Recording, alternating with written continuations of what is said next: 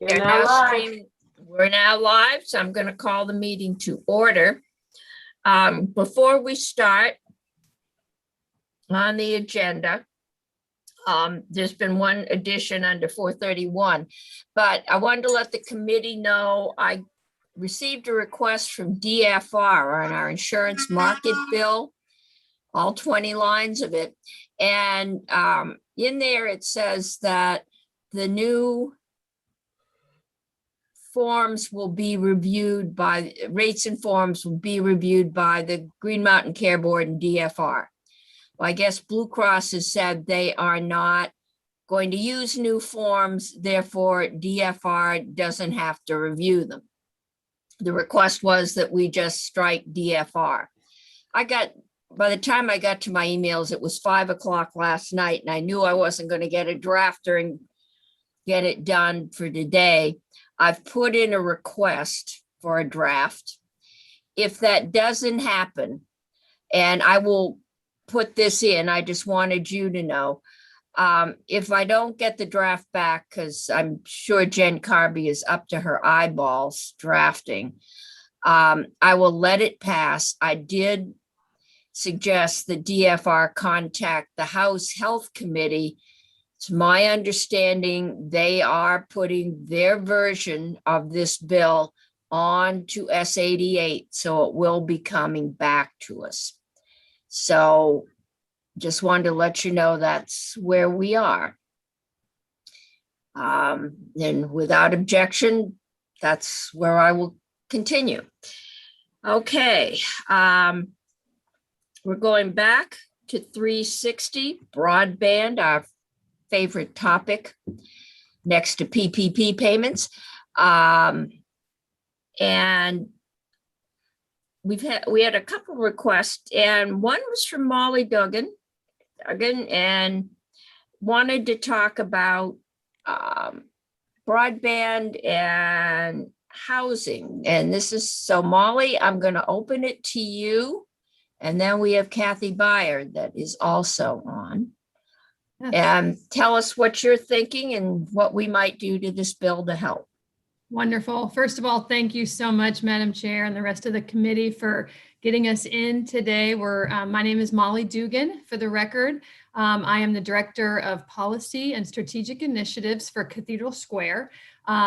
This is a new position within Cathedral Square for me, but I've been at Cathedral Square for over a decade. And before this new position was director of the statewide SASH program, which stands for Support and Services at Home. So I know some of you through my role with SASH.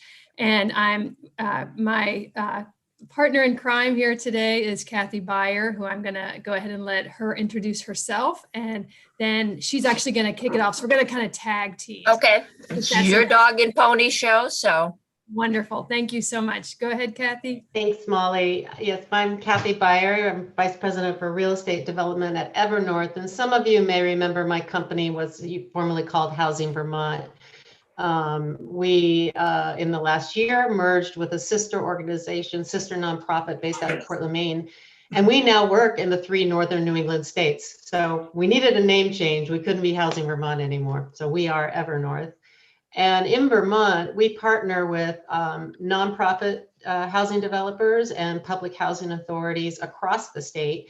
We have developed over 6,000 units of affordable rental housing in our 30+ year history. And that's why we wanted to talk with you today. I'm going to attempt to share my screen.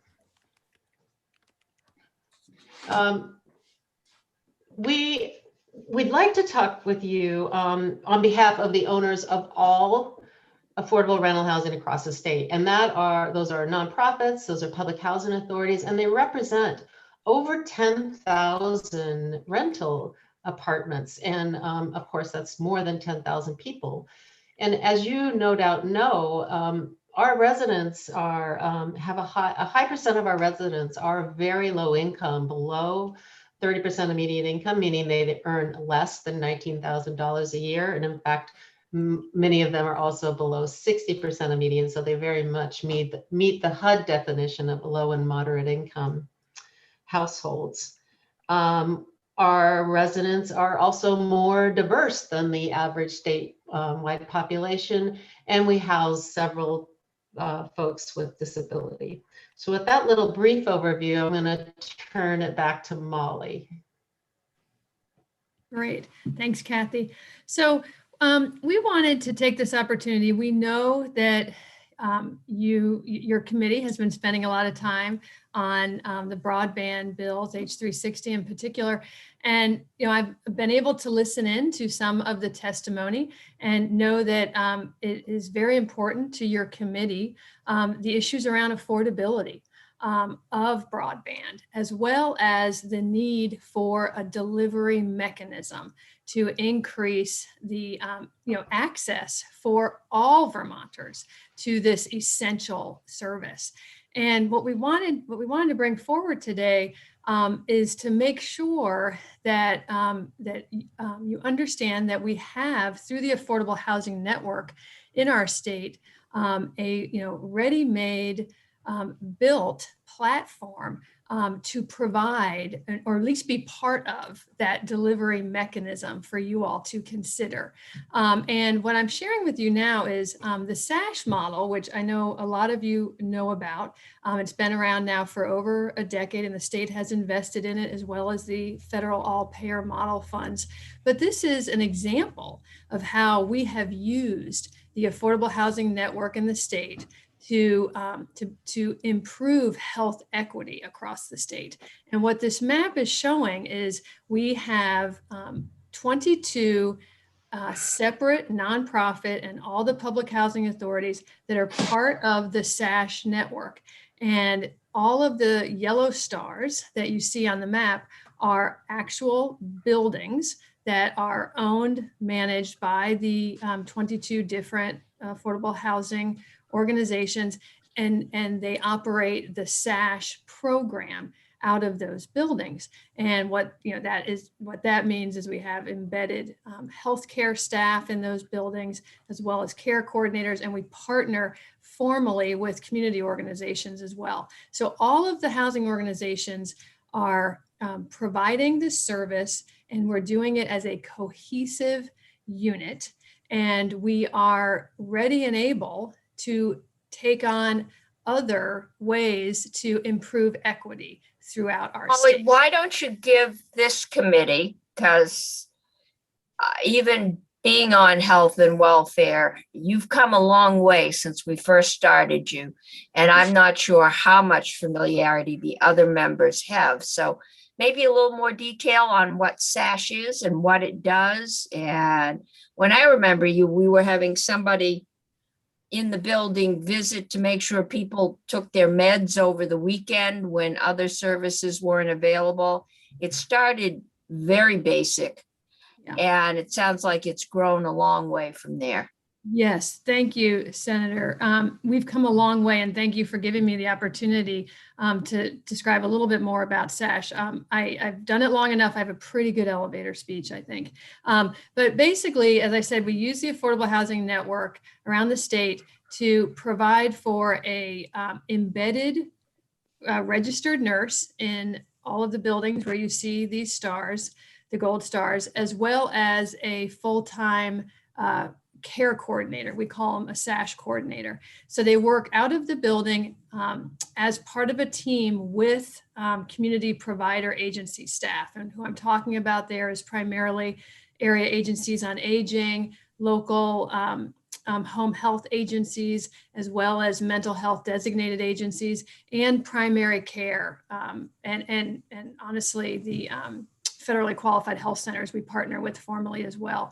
And so what we have established is a team of support and healthcare, as well as wellness and care coordination in all of these housing sites, so that we are able to work with our residents on a whole host of things that they determine for themselves what they want to work on. So it's absolutely person-centered, person-directed. So we have residents and participants with a myriad of chronic conditions. The SASH program primarily serves older adults and adults with disabilities. It's funded through the all-payer model, but with Medicare funds. So we focus on helping our participants manage their chronic disease. We focus on mental health challenges, on accessing the benefits that they're eligible for, which that they often don't understand that they're eligible for. And so it's really driven by the needs of the participants that we serve. And as the chair mentioned, it doesn't matter how big or small the housing site is, they have access to this SASH team. The hours are going to depend on the need, so how many people are in the building, but it is the same team. They build relationships and they're able to help connect the dots for our residents. One thing that is, I would add, that we've done recently that's very much connected to the broadband work you all are working on now is, of course, the pandemic has caused some challenges for our delivery system because we had to pull our staff out of the buildings initially and for some period of time. But that said, we were able to retain contact with our residents by phone and through things like these meetings, Zoom meetings. But we realized very quickly, not surprising, that our residents were, either did not have the equipment to do these kind of meetings or did not have the broadband at all. And so one of the things we did in the fall was utilize a program through the Vermont Program for Healthcare Quality, VPQHC, to get almost 300 iPads distributed through this SASH network to have established lending libraries of 5 iPads per SASH site, so that we could ensure, to the greatest extent possible, the ability for our residents and participants to get to their healthcare appointments, to get to socialization with their family. And so while we've had success with that, we also learned the challenges that exist around broadband access and affordability. So are there any questions about the SASH before we? Mitty, I can only see 2 of you. So if you, any questions about SASH? Not hearing any, so we can keep moving. And we do have 5, so Chair Cummins, we have grown a lot. We have 5,000 participants across the state. Wow. And since 2010, when we started, we've served over 9,000 Vermonters with the SASH program. So it has grown, like you said. So the point here is that we have a network, we have a group of willing housing providers that are looking to not just identify that there is a challenge around broadband for our residents, but we want to be part of the solution. Okay. So in your housing, is there Wi-Fi in your housing, or? I was gonna. Perfect segue. Right, okay. where we want to go. So both Cathedral Square Corporation and Evernorth have successfully installed free building-wide Wi-Fi in 30 buildings. And in some ways the concept's pretty simple, right? You whether it's fiber optic or existing cable in the street, we take that, run it to our building, and we establish one business account owned by the building owner. And then we put radios throughout the building to extend the Wi-Fi. So, and the building owner pays for the monthly cost of that internet service. Now, I want to be clear, every apartment is hardwired, so every resident, if they choose, can sign up to have their individual residential account. That's absolutely the case in every one of our apartment buildings. But I mean, you all know this, that that individual residential account can cost anywhere from $60 to $100 a month, and we we had a resident who had 3 children who were, remote learning, and she needed the higher speed bandwidth, and she was paying $110 a month. So by taking this approach where the building owner establishes a platform that residents, if they choose, can give up their individual account and have free access. And our data has shown where we've done this is that about 50% of the residents choose to use the building-wide Wi-Fi for whatever reasons some decide to keep their own. And that we have had positive reports on the bandwidth availability. Like, there's not, people aren't competing for bandwidth within the building. But the amazing thing are just the stories we're hearing from residents who have a woman moved into Regen's community housing with their child, and she said, I no longer have to pay $80 a month, and $80 is really meaningful for her. So what we both, Evernorth and Cathedral Square, kind of just stumbled upon this, like, well, what if we tried this? And it's working. And we realized, like, we've done it in 30 buildings, and we have, as Molly showed with the SASH model, we can reach so many more properties. And that's what we wanted to present to you, what we think is a tool for really getting at the equitable access, particularly for the renter population.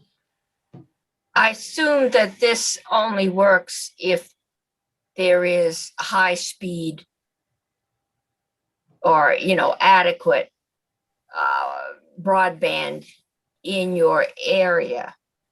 Can I also assume that a lot, or not most or all of your housing is in more built up areas? Yeah. So we tend to not come across some of the difficulties of the communities that are really challenged on broadband, and certainly in many of the communities, the fiber optic is available. But our approach is neutral, whether it's fiber optic or existing cable.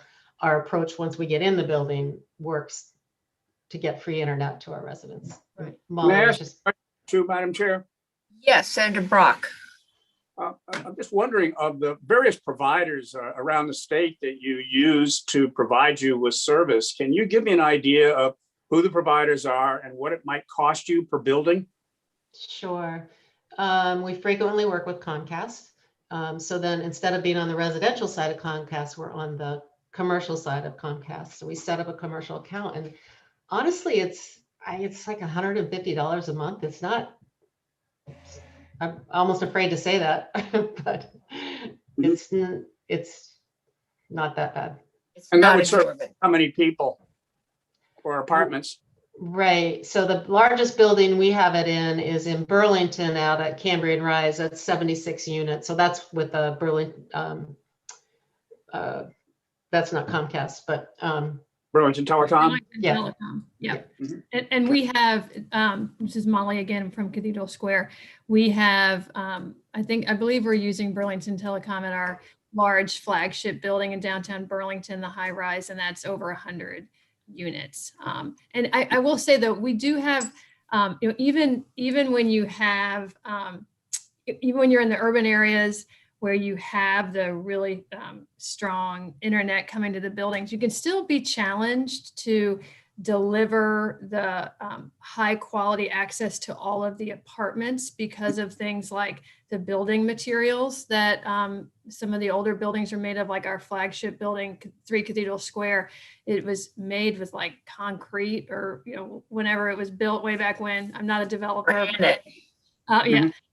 So we have been challenged by that. So we've put in kind of hotspot Wi-Fi extenders to improve the quality, because again, we want there to be equitable access. So no matter what apartment you're in, you should have just as good access. So, and I think that's something that, I can speak broadly for the nonprofit and public housing sector, that's the kind of thinking we're always doing, is around how to make sure that we're focused on those issues.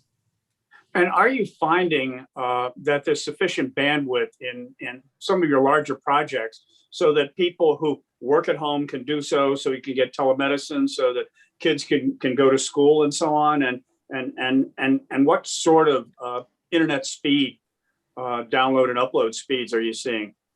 You're gonna, Molly and I are not the technical people, so if we need to bring in a technical person, well, I can tell you that we are able to monitor where we've installed it, and we've surveyed our residents, and we've had adequate bandwidth for their uses. I will say that if you're a gamer, I'm not sure that this would be adequate. So, Okay. but doing your homework and telehealth, yeah. Great, thank you. Yeah, and that's the same with Cathedral Square. And we serve Cathedral Square. Our kind of niche is older adults and adults with disabilities. We don't tend to have as many, young children in our buildings, unless we do have some grandparents that are caring for their children, but we have not had complaints about the speed of the service with our residents. Good. Great, thank you. Okay, yeah, Yeah, so we just have okay, there you go. Yeah, we have this final slide, and what we are hoping you all will consider as you're working through the broadband bills is just really, again, investing in equitable access and thinking about using the housing that the state and the federal government has already invested in, and we have more value to add. And we believe that, what we just talked through, which Kathy just described, is a really effective way to get at that issue where if there could be an investment in, for housing organizations such as Cathedral Square and Evernorth to install the building-wide Wi-Fi, the cost that is approximately $10,000 a building, could really make a huge difference in providing equitable access and saving really important funds to our residents who are extremely low income.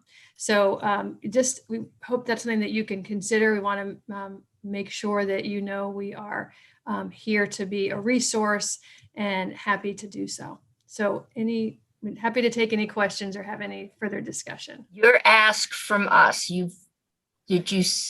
how many buildings do you have that don't have Wi-Fi right now?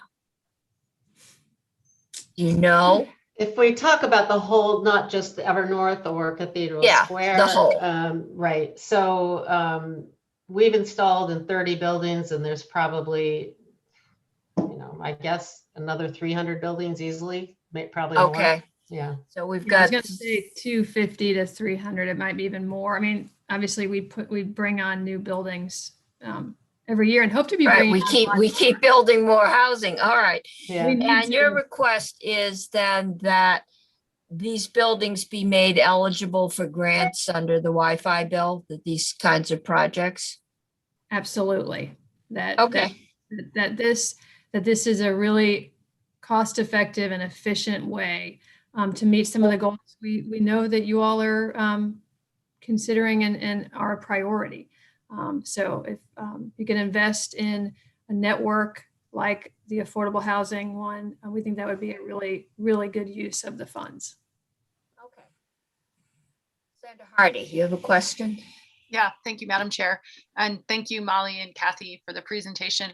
My one question is, so if the installation of the hardware and the wiring throughout the building, regardless of whether it's fiber or cable, is 10,000 or on average 10,000, does that include the equipment, like the hotspot things or the extenders? And does it include any other equipment that would be in each unit?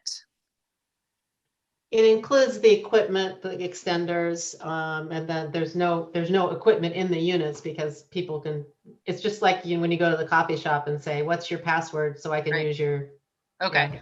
And then you're not making an ask for the monthly fee. That would be sort of included in the cost of running the building for the owner, right? Exactly. Okay. Yeah. It's that upfront kind of capital investment, if you will, that we would Right. be looking for. And your buildings are, I think Senator Cummings asked, or maybe Senator Brock, mostly in places that already have access to high-speed internet. So it's not a matter of extending to where your buildings are. It's just a matter of getting your buildings wired. I think I would say that that's definitely true for the organizations that Kathy and I are representing. So Cathedral Square, which is primarily in Chittenden County and Franklin County. But there are other housing organizations certainly that participate in the SASH program. So we're represented in that map that I think do have challenges in that regard. Okay. So I just want to be clear there. It's not in totality every affordable housing organization doesn't have an issue with high speed coming to their building. So because I know there are issues. Right. So I mean, I saw you had a few yellow dots in like Essex County and the Northeast Kingdom. I was just that gonna say, have been yeah. Harder. Yeah. Bingo. Got it. Yeah. Thank you. There is an old schoolhouse that's been turned into senior housing in Plainfield. I don't know who owns that. I think it might be publicly owned, but there are congregate housing for people with lower incomes that are frequently funded by smaller groups. So, Absolutely. and they may have more trouble getting the actual Wi-Fi. Okay, so any other questions? Senator Sirotkin. Thank you, Kathy and Molly. So you have wired Cathedral Square in Burlington and Cambria Heights in Burlington. Who did the job? Was it Burlington Telecom? We actually found right now one person that we use over and over again that we bring in as a sub. He's not an electrician, but he knows this. So I'm not a technical expert. Private contractor. Private contractor. All right. Well, I'm trying to understand. I mean, those are big buildings. Does the wiring have to go to just one spot in the building, or does the wires have to go to sort of radio stations throughout in each Yeah, apartment? That's or- a good question. You definitely have the point of access to the building and usually to the utility room in the building.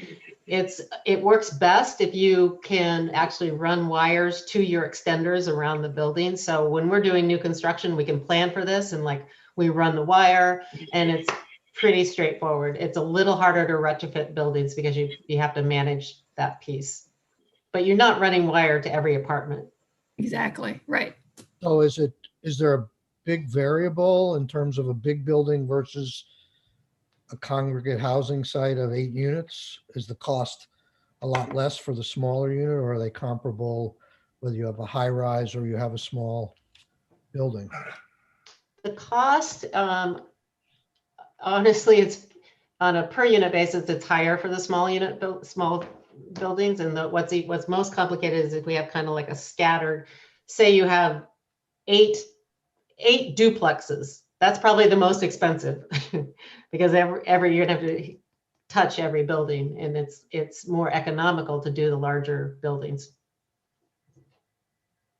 Okay, but this is you can demonstrate that on average, it's going to cost you $10,000 per building. Correct. Thank you. Pearson. Thank you. I'm curious, is this sort of in the retrofit bucket? And part of the question, I guess, is in a brand new build, is this already standard equipment that is baked into the building costs? Or because the reason I ask is there's sort of buckets of money, and one of the buckets of money that is in front of the legislature is helping people retrofit and upgrade housing. So I'm curious, I guess, just for my thinking, if you're building a brand new building that hasn't begun yet, is this baked into that cost? We try to plan for it, but honestly, I mean, this is fairly new, what we're doing. And it's that one more investment when we get to the end of the project and like, do I have enough money for it? And I've got an example of a building I'm working on that I really want to install this, but my contingency is not holding out. So I'm hoping I'm going to be able to install it. So we definitely are planning for it in new construction. We can't always write that last $10,000 check. And then in retrofits, this is it's not something we did 10 years ago. Even Molly, when did you start doing this? 5 years ago? Like 5 years ago, yeah. So I agree with Kathy. It's not a given that it can be available with every new property, just because you're constantly looking at your budget. You're constantly looking for, do you have to cut costs because material prices have gone up? And it's a trade-off. You know, are you giving up something else to do this? So I think it's really both. It's retrofitting and for new is what we're looking for. Any other questions? I'm not seeing any. Senator Bray. Thank you. So a quick question on new construction. Even if you can't afford the full installation, do you run fiber around or conduit around or something that facilitates a later installation, you know, while things are still open and easy to get to, or sometimes there's no money even for that? That's a good question. And we do try to do that if that's the minimum we can do.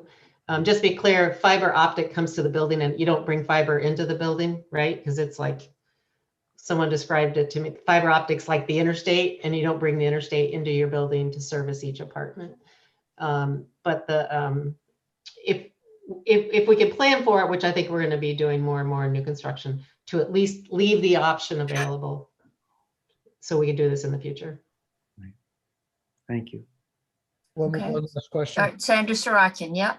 So can you guys provide us sort of with some pro formas as to why this makes sense in terms of much outlay? I mean, we're going to work really hard to subsidize these people's monthly bills.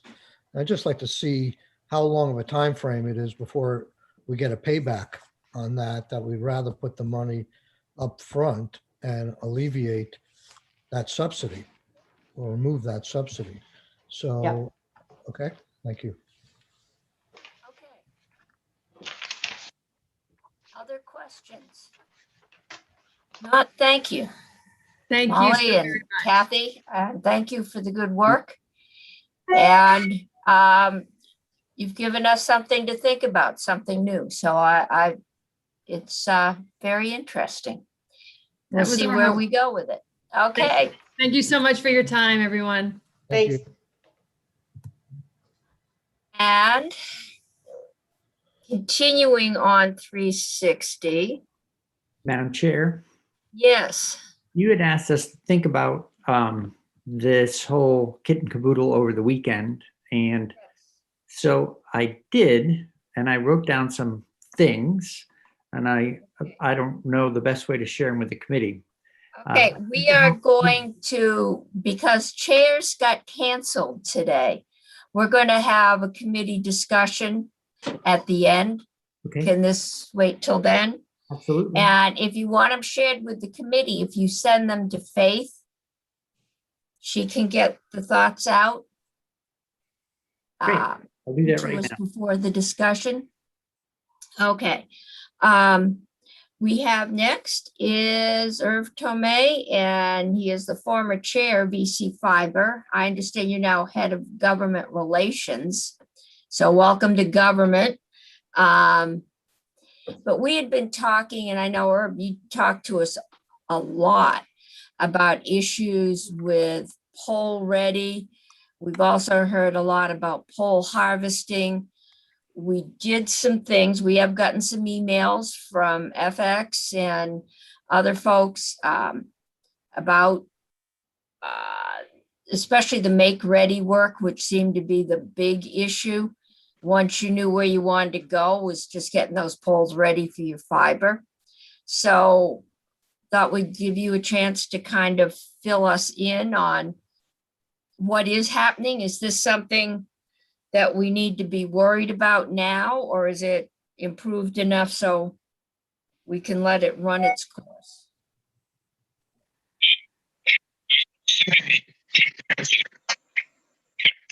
No, we can't hear you, Irv. I don't know what you've got, but it's. Can you try adjusting your microphone down a little bit? Because we can't. The problem is Was better. this one.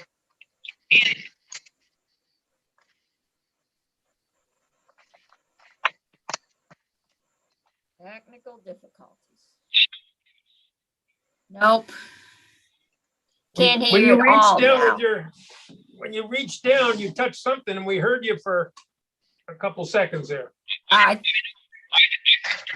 I have to persuade this. I just plugged into. we hear you, but it's kind of like a very distant pilot on the radio to the tower. Thank you, Tom. Can you try adjusting your microphone down a little lower? I think a lot of those are, nope, we're not hearing you at all. Can you hear me now? Now, Yes. yes. All right. Okay.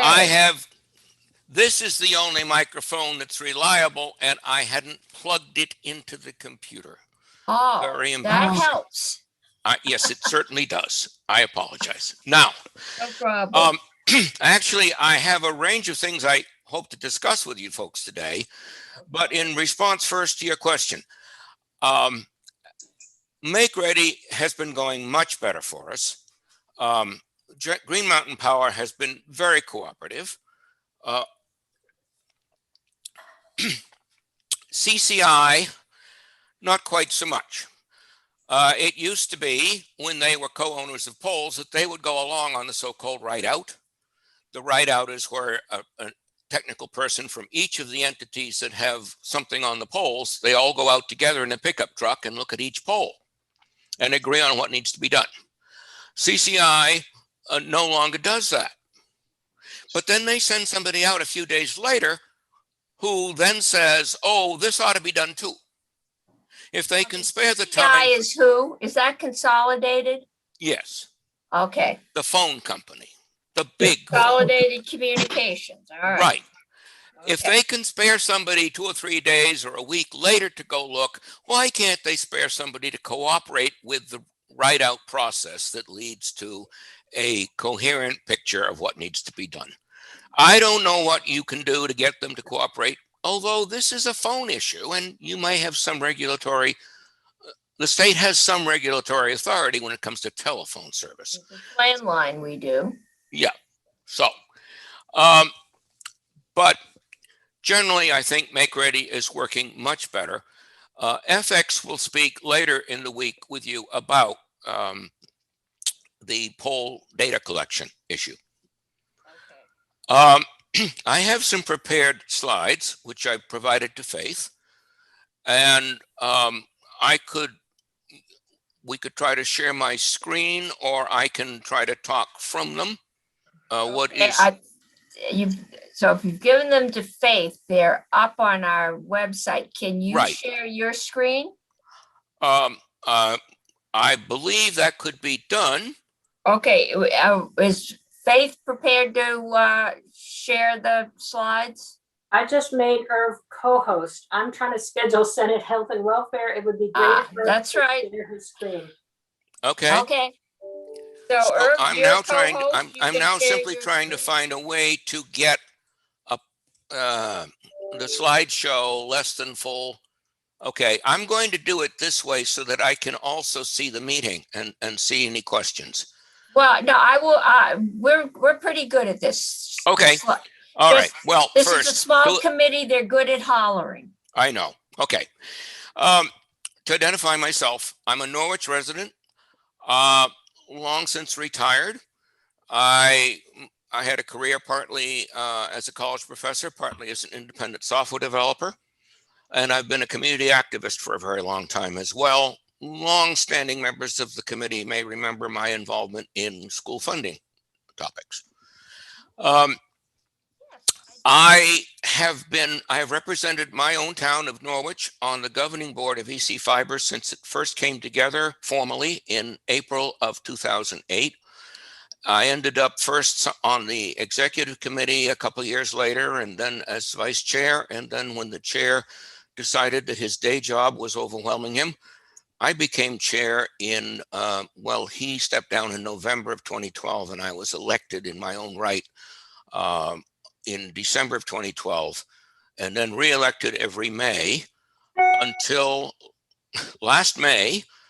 I decided that since I would be turning 80 last fall, it was time to step back a little bit and rest a bit.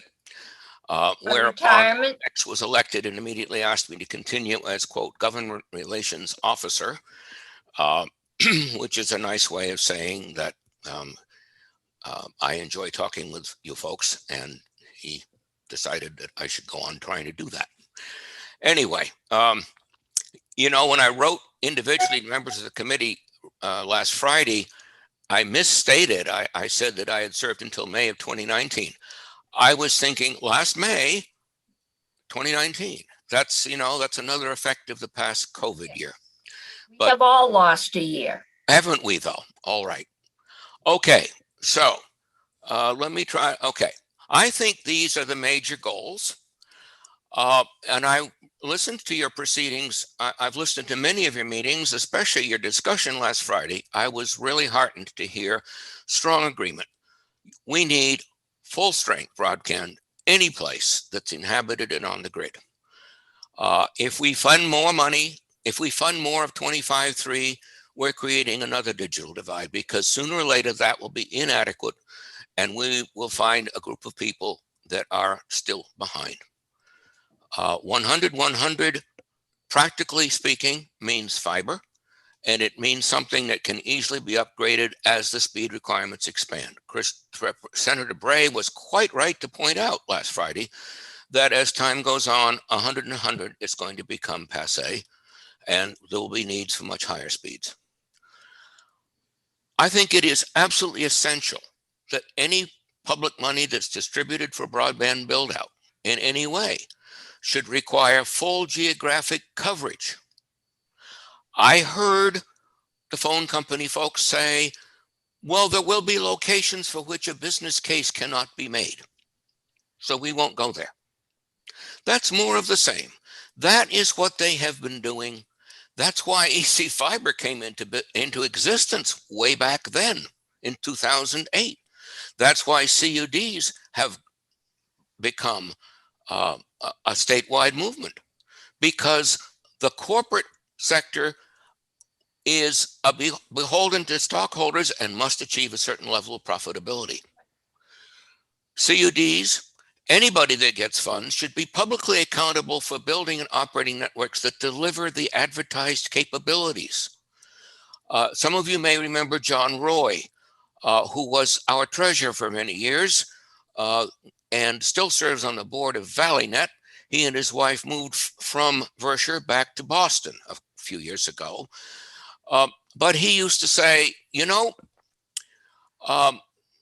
the providers advertise up to such and such a speed. Well, you don't go into the supermarket and buy up to a pound of butter. And why should we accept that? Why do we accept that from broadband providers? Okay, I will try to move faster here. I want to review very Senator quickly. McDonald, can you take over? I have to check on something for a minute. Okay. I want to review our early history very quickly. We came together first as an interlocal contract, voted by town meetings, ratified by select boards. There were one or two select boards whose towns had voted for it, but the select board refused. we didn't qualify for the stimulus relief, the relief money back in the great financial meltdown of 2008 and 9. Late in 2010, 3 individuals who wanted to prove that rural broadband could be effective lent $250,000 each for a demonstration project so that we could build a hub and about 25 miles of fiber optic cable. Those were long-term loans with no payments at the outset and high interest, which would accrue and be capitalized. So that was a long-term liability of significant size, but not one hanging over us immediately.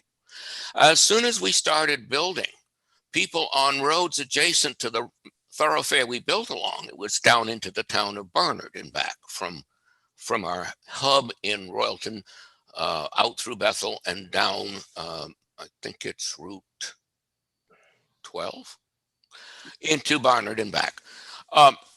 Said, what about us? And so we started offering unsecured promissory notes in multiples of $2,500. Initially, the interest was high, no payments for the first 18 months because the money would be used to build the infrastructure whose revenue would pay them back. Ultimately, over the next few years, we raised $6 million, and the median investment was $5,000. In other words, more than half of those, about half of those investors put in $2,500. That's crowdfunding. We came to the legislature, as some of you also will recall, and I recall with gratitude. We came to you in 2015 with draft legislation to create the Communication Union District structure, which is a municipal district akin to a water district or a sewer district, but not funded from local taxes, which is the key difference. When that law was passed in May of 2015, we began to set up a parallel structure, the new district. And on the 1st of January 2016, we transferred all assets and liabilities to the new structure. With that municipal standing, and by now we had 3 years of audit results, we issued $9 million of bonds. I need to correct a slight misstatement by FX. We didn't pay off all of our bonds that first year. We paid off the half or so on which a payment was due within that year. Some of the bonds were longer term or zero coupon, all pay off at the end. And we used about roughly half of that bonded money to pay off high cost short-term debt, the other half to prepare for full town builds, border-to-border town builds in 2017. In the next year, we raised a lot more money through bonds. We paid off all of our remaining high cost debt, including those long-term open-end very high interest bonds. We built the towns we designed. We designed another 250 miles for the next year. And as the cliche has it, we then rinsed and repeated, and we've continued on that pattern. We've been building, instead of the 250 miles we'd achieved in our first 3 or 4 years, we've been building 300 or more miles a year. But we are still reworking some parts of the network that we originally designed ad hoc and that we built on a shoestring. And I want you to keep that in mind, because that's one of the lessons, one of the drawbacks of the slow local funding by shoestring and crowd fiber funding. In our 2021 budget, 40% of customer revenue is allocated to debt service. Most of that's interest, some of it's principal. We have at this point about $54 million in outstanding bonds. Last year we've started principal repayments, but some of our bonds are 25 years, some are 23, 25, and 28 year. In successive years, we've been able to qualify for longer term bonding and lower interest rates. But you can see a huge part of our revenue is going to debt service. It's a much lower cash flow impact because it's spread over a much longer period of time. I think there was another point I was going to make and I lost track of it, and I'm sure we can get along without it. I want to push back against Leslie Nulty's assertion that loans are the only way to assure financial accountability. I think our history shows that startup loans can take many years. I think the fact that we've been able to grow much more rapidly since becoming a CUD shows the strength of the CUD structure, both as a mechanism for borrowing and a mechanism for executing. I don't think our history proves that grants lead to less responsible behavior. We have received numerous grants, most of them relatively small over the years, through successive programs administered in the Department of Public Service. Maybe a very few before that through the VTA while it was active. The VTA did build the dark fiber connect infrastructure that we lease parts of, and that was a tremendous benefit to us. Had it been a grant to us directly, it was probably worth $1 million or more. And in the most recent calendar year, 2020, we've received more than, I think, on the order of $1.4 million in various grants to connect people more rapidly and so on. But Ms. Nulty misstates when she says that the Nultys took us to a CUD status. They left EC Fiber 2 or 3 years before that. And I'll just say that her recollections of we could not have gotten going without the work they did. But her real recollections overlook some problems. And I think the egregious examples of grant money that has been showered in this state without accountability have not come through the state's hands at all. They have come through federal agencies. I don't think I need to say more than that. Yeah, I think that's probably, we know where you are. You're right. Okay. Now, House 360 provides for pre-construction grants, and I want to emphasize the value of this. And I apologize for my confusion a month or so back on the subject of, and this was before the federal money was clear.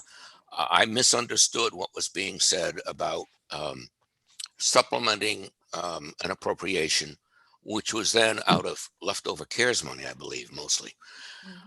But I want to emphasize that what we've learned through EC Fiber's experience is that you need to design the full network covering your entire service territory at the outset. That's the way you plan for reliability, the necessary redundancy, that a link from here to there goes down, you don't cut people off. And that's how you see what you're going to have to borrow money to build. It is false economy to engineer just a little bit of it. That's not a huge piece, but it's a significant expense.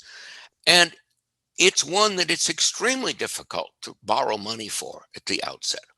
This is a very sensible use of government grants, whether the source is state budget or federal budget channeled through the state. The pre-construction grant language in House 360 also applies for make-ready, allows for make-ready expense.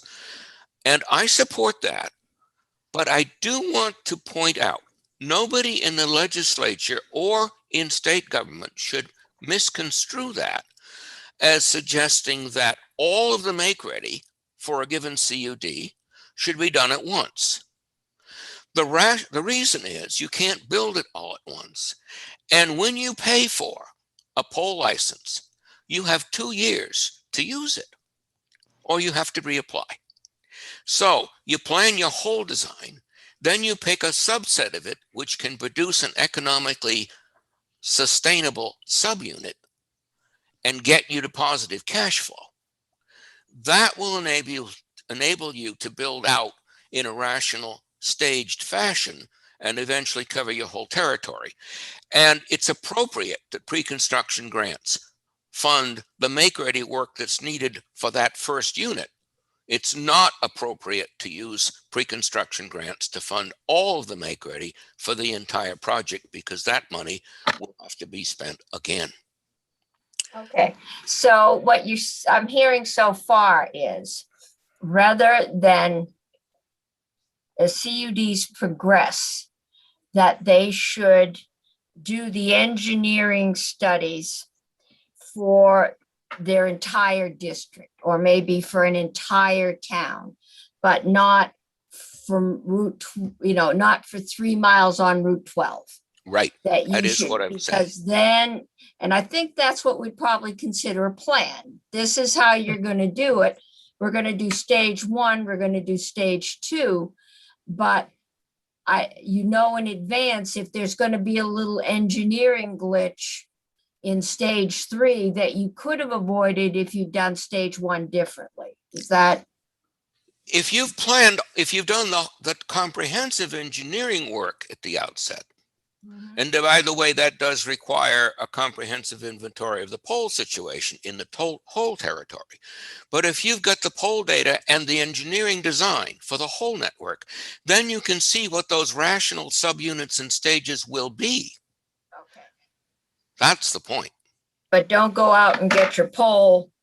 Don't get all of your poles Don't get ready. them all ready because you're going to have to do them over. You take more than 2 years, Right. or the status of the pole could change. Right. That's possible too. That happens more slowly, but that can happen.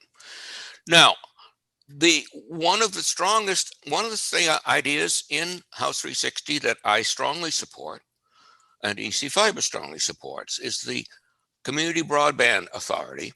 The word authority may be a slightly misleading term. I think it's appropriate for the degree of clout that entity ought to have.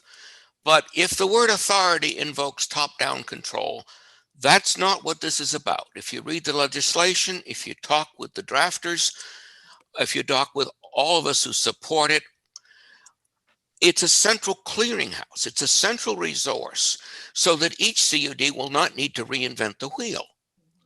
The engineering resources, the financial resources, even much of the legal expertise, and a central sharing point for best practices between CUDs, all of that can occur through the VCBA.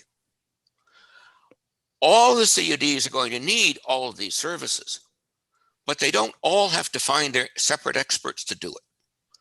And that's one of the major strong points of the VCBA approach. Who should get funding? The key test of any public funding should be full commitment to full coverage of all inhabited on-grid premises within the full service territory, nothing less. That's the CUD's mission, and it's the mission of the independent telcos. Some large corporations say they want to, quote, work with towns or work with CUDs. And then they say, however, we're going to build out only so far because there are locations for which a business case cannot be made. Right. Well, that's the whole point. That's why CUDs have come into existence.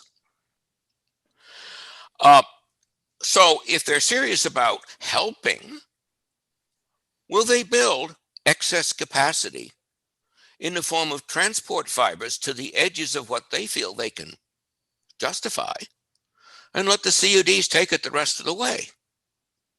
Otherwise, the CUDs must take on the high cost of building through the same territory and expecting very low take rates. This is not helping. This is not working with. This is not serving rural Vermont and sparsely populated areas. I want to point to a few things that the House didn't have time to wrap up before crossover date. First, you've already alluded to the fact that you need to clarify the relationship between CUDs and independents. I don't think that's impossible. I think it is non-trivial because you will want to assure, I agree with your planning in your discussion on Friday, if an entity that you have funded, that the state and federal government have funded, fails, you want to be sure that what the federal money has funded or the state money has funded remains a public asset and not a private one. And so you're going to have some details to work out with independents. You need to encourage the independents to meet the same service standards, a minimum of 100, and advertise it. No, not everybody, not every customer, as you've heard, for example, from Franklin Telephone, they aren't actually marketing the benefits of upstream. They're marketing it as if it's just a faster DSL. I would recommend encouraging them to push it a little bit harder. I haven't said this already this time, but you've heard me say this before. Emphasis on download speed is an emphasis on entertainment delivery. And a lot of people want broadband for entertainment, but entertainment delivery enhances the revenues of large conglomerates, corporations that are based outside of this state, with very, very few, very small exceptions. Serious work involves upload. Serious working from home involves upload. Serious educational work, serious telemedicine requires upload. Don't settle for anything less. Okay, I digressed. Second point, utility line easements. PUC rules specify that pole-owning utilities can rent space on their poles to third-party attaching entities, such as a telephone company or a broadband provider. But the law is a little bit fuzzy on this as to whether that easement, whether when the pole-owning entity, which is typically a power company, but not always, when it has an easement across private property, and it rents space on its poles, does the right to access those poles convey to the tenant on the pole? There probably are a few easement agreements on record as contracts between pole owners and landowners that specifically exclude that access, except by separate negotiation between the new entity and the landowner.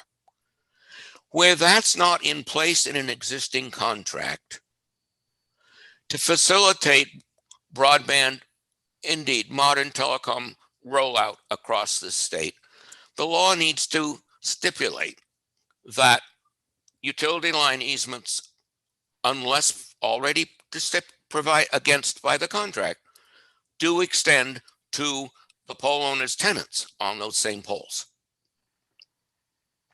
So that's a little detail that I hope to see added. A little detail that I hope to see, all of us in the CUDs hope to see modified. Section 15 of the bill, as passed by the House, allows CUDs to keep secret trade secrets and confidential business information. And then it says, such records shall be available for public inspection after project completion. CUD's budgets and their meetings and their proceedings are already public. That's not true of the private providers, who already are allowed to ask the PUC or the PSD when they submit data in support of a rate finding or something like that. They can say, this can't be disclosed to the public. That playing field needs to be level.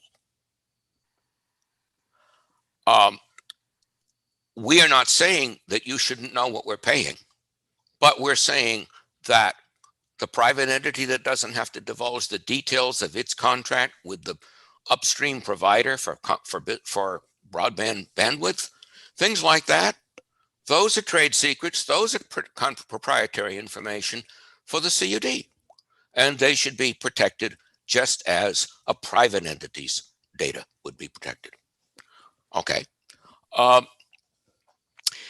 You've heard a lot in the past week or two about availability and affordability. Please don't entangle them.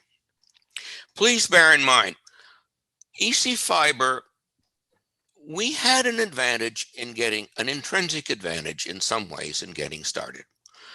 Our original 23 towns include some, I'll call them pockets of prosperity. We often hear about pockets of poverty, but frankly, in EC Fiber territory, we have some pockets of prosperity. Most CUDs can't say that. Senator Sirotkin, you pointed out in an earlier discussion that there is some cross-subsidy in electric rates. Electric rates extend across a much broader customer base. And the impact on the individual customer's rate of the subsidized rate is probably on the order of 1 or 2%. But for CUD, we're talking about addressing the 20% of the territory that was too sparsely populated for the commercial entity to bother with. We may be talking about a territory in which 30 to 50% of customers would qualify for a subsidized rate. Requiring the CUD to carry that cost would make the economics impossible. It would also make it impossible to borrow in the municipal bond market. We have coverage compacts. Our bond conditions stipulate that our net revenue after expenses and amortization, a term called everything but interest, taxes, debt and amortization, EBITDA, exceed our revenue by at least 125%. We are now at the point where we are generating excess revenue beyond that requirement. Last year, we contributed $100,000 of our excess revenue to help create Equal Access to Broadband, the nonprofit 501c3 that is headed by Holly Groshner.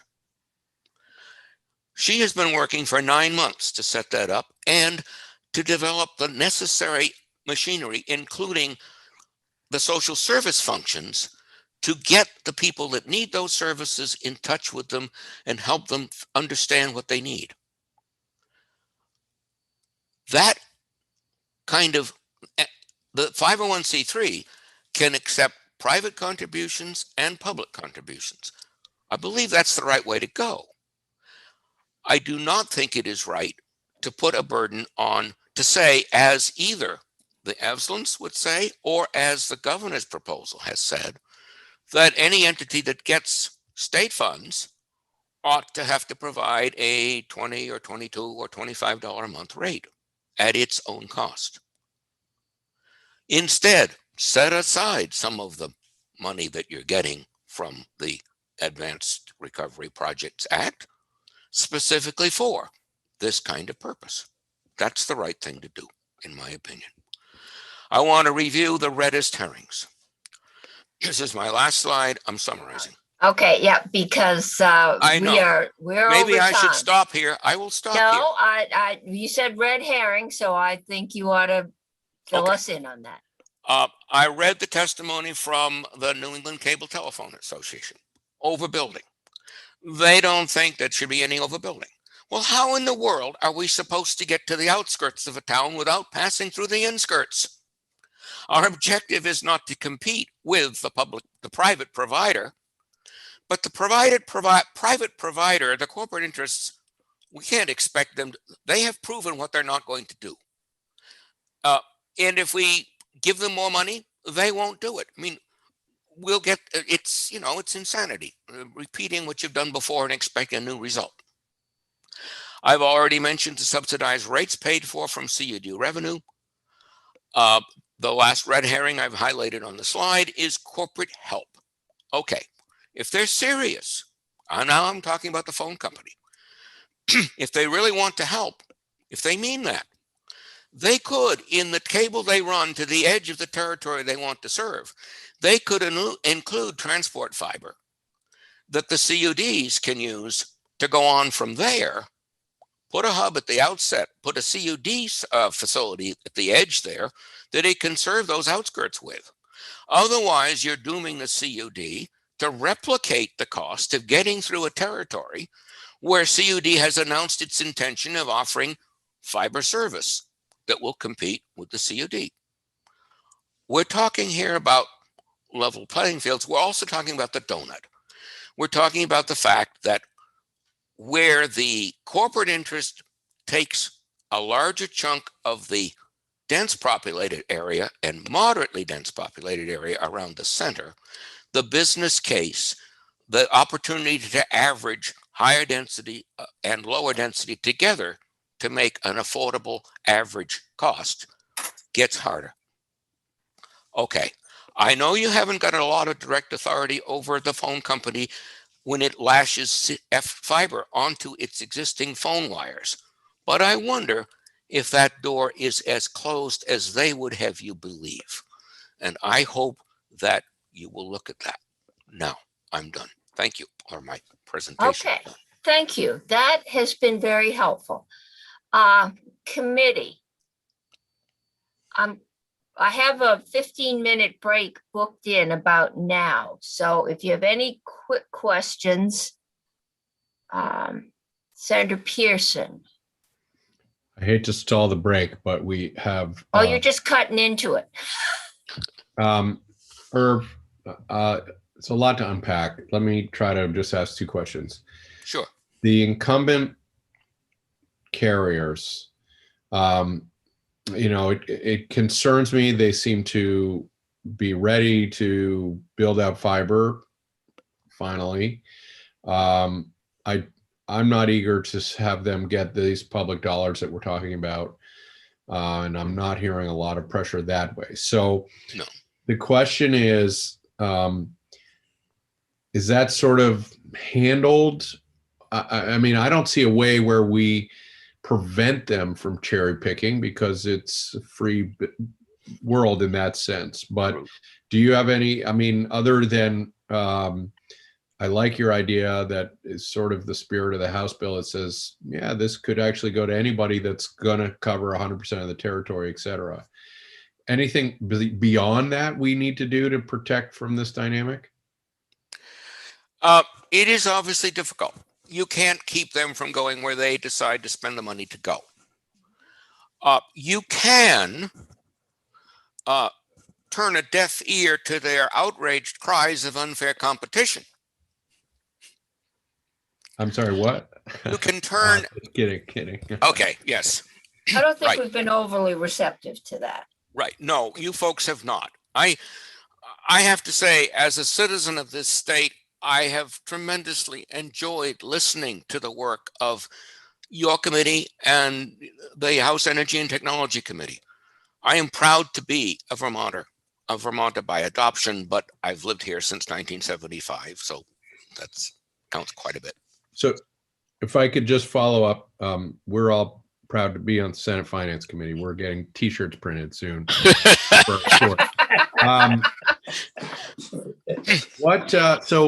one of the things that strikes me as part of our project here is, in fact, to speed up the lessons learned from EC fiber. Exactly. Right. And Yep. and not have everyone go through the growing pains. Right. So we want to avoid that too. Yeah. Let them make new mistakes. Don't make the same ones we did. Ideally. So, we've talked about, some people have said, well, they will enter into bad contracts. Well, it seems to me that the authority or the department or whoever we invest with some expertise should be able to help that. They don't know what they're doing in terms of engineering. Well, again, a lot of that will be contracted out, but we should be ready to help them make those, with some central expertise. Are we on the right track? And I believe you are. And Okay. Ms. Nelty's case boils down to this.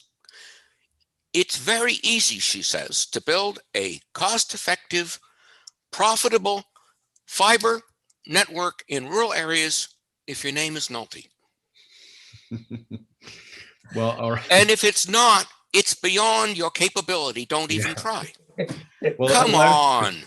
So are there gaps though so far in the logic of, because I am worried about some of the things she brings up, but I think they're surmountable. And I want to ask, basically the House draft deals with expertise in finance, expertise in engineering, and maybe in some planning. Are those the right places where we could centralize some expertise and then the community can take advantage of them? I think so. I think going forward, expertise in marketing will be appropriate as well. That's not an early stage need. In EC Fiber, we're just now beginning to face up to we are getting to this level of maturity where we need that. Mm-hmm. But we look around and we can see, well, I mentioned Franklin Telephone. They are doing an amazing job of building. They could use some help in marketing. Doubt that they even have a marketing budget. I doubt that they do. I mean, that one lady whose great grandfather started the company is doing almost everything. It is a Vermont business. Yeah, and we should be supporting Vermont genuine small businesses. We don't see ourselves in competition with entities like that at all. Thank you. I appreciate the time. Thank you. Okay. Folks, I can't extend I've already moved the witnesses back 15 minutes, so I'm going to keep this going, but you'll have to take individual breaks. Okay, Senator Bray. And then I've got Sandra McDonald. So I have a quick question while you're still with us. Thank you again for coming in, Mr. Tomate. So I enjoyed it. I wanted to check out in terms of criterion that we could use for designing the program or principles for it. And one was bringing a utility mindset to the work as opposed to sort of citizens volunteering to create a new program in town. Sometimes citizens are great at saying, we're going to build a new playground, and they get money together, the people show up, they build the thing, and it happens. But I'm thinking that this really has to be utility grade construction. I mean, that seems like everything I've been hearing. Oh, it does. That's true. And so the things I'm thinking about that I want to check with you is one that sort of a long-term, the durability piece that think of the infrastructure as lasting 30 or 40 years with upgrades and stuff like that, but and that it uses industry standards so that we don't end up with islands of broadband, but just like the grid is connected place to place to place, that everyone builds to the same standard. And eventually some of these things may merge or be acquired, but there won't be huge growing pains because people built to a different standard. I think that, okay, I haven't thought about one aspect of what you've just asked, Senator, and that is the standards issue. But let me address first say that electric co-ops are a pretty good model. Look at the correspondence you have, for example, from, I am now 80 and a half, and sometimes I blank on a name of somebody I know very well, Christine Haltquist. But let me also point to another positive from his EC Fiber's history. We have from the beginning worked with an implementation partner in ValleyNet, an entity that has the expertise, the ongoing capability to maintain, to conduct operations, maintain operations and repairs and upgrades, and process our customer payments and so on. I think each CUD is being encouraged to look for one or more partners to carry out that kind of work. And I think that that's a place where the VCBA, or before it's fully functional, the Department of Public Service will be able to help ensure some sound choices are made. I do want to point out too, this is something I left out of my slides. By midsummer, everybody in this state over the age of 16 that wants to be vaccinated should have been. The short-term pandemic emergency is falling behind us. I hope, we all hope, don't fall to claims that we need to act with such urgency that we should build short-term solutions that we'll have to replace later.